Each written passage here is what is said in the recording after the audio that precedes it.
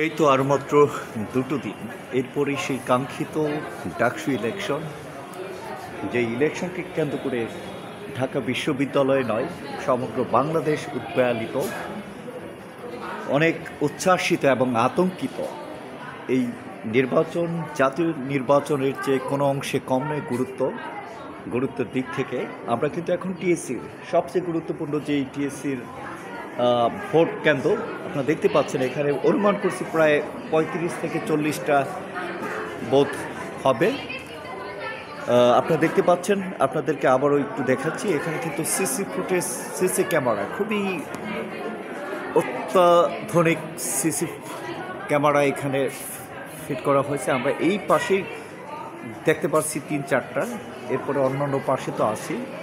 তো এই যে নির্বাচনের যেই উচ্ছ্বাস উত্তেজনা, এটা কিন্তু এই মুহূর্তে আমরা ফিল করছি। এখানে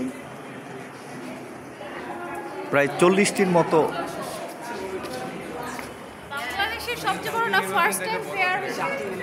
এটা নিয়ে অনেক উচ্ছ্বাস,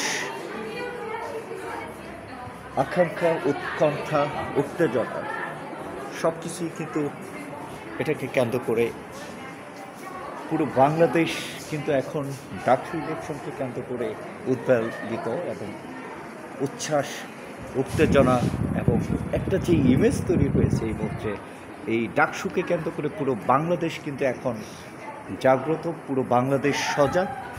এই ইলেকশনটা কিভাবে ফ্রি অ্যান্ড ফেয়ার হবে সেই বিষয় নিয়ে কিন্তু নানা জল্পনা কল্পনা, নানা বিশ্লেষণ হচ্ছে।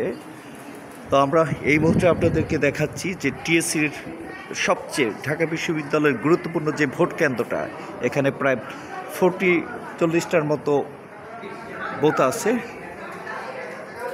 যারা দূরে আছেন দেখতে পাচ্ছেন না, তাদেরকে দেখানোর জন্যই এটাকে তুলে ধরলাম। ধন্যবাদ সবাইকে।